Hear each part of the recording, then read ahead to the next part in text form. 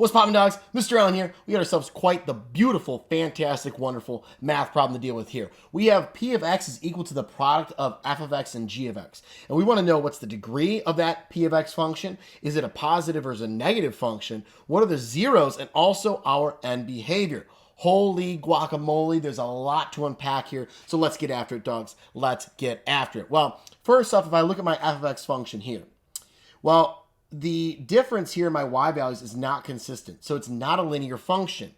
So perhaps it's quadratic. Let's see. It goes up by 1, then by 3, then by 5. Ah, yes. My second differences are always 2 there. Or you notice that pattern of 1, 3, 5. That is a quadratic function. All right, so it's quadratic here. And then, so I'll throw a little x squared to remember that, right? And then I've got g of x. Well, what's that one there? Well, I've got, again, a difference of 1 here and here, and then 3 and 3, right? And we also notice that symmetry. So we've got another, another quadratic here, degree of 2. So I have a quadratic times a quadratic. What's the result of that going to be? It'll be a degree of 4. All right, so we got ourselves a quartic function that we're dealing with here. Now, is it positive or is it negative? That's kind of tricky to tell sometimes. Well, this one here, I can see that my y values, that's the lowest point right there, and then they're going up from there. So this is a positive, right? So this thing is shaped like so. All right. Now, my other one here looks like this is my highest point, right? And the other values are going lower around it. So it's going to look something like that. So I have a positive times a negative. That is overall going to be a negative function. All right.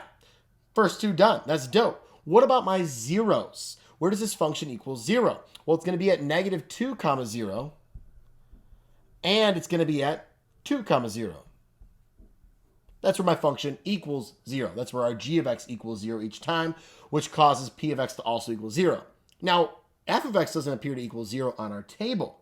Will it ever? Well, if we take a look at where that vertex is, negative 1 comma 2, and then it goes up from there, it is never going to cross that x-axis. If I did a little mini graph over here, negative 1 comma 2, 1, 2, whoop, it's going up like this, never going to cross that x-axis. So it's going to actually have two imaginary solutions, right? This is a degree of 4, should have 4 zeros. 2 of them are real, those guys right there, and 2 of them are imaginary. All right. Next thing, last thing, dope things, right? Our end behavior. So let's see here. As x approaches negative infinity, f of x approaches what?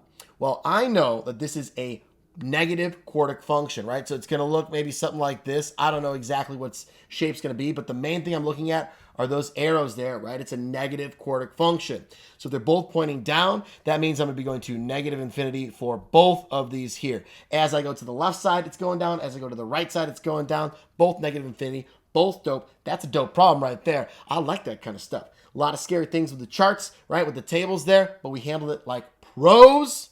I'll see you guys next time.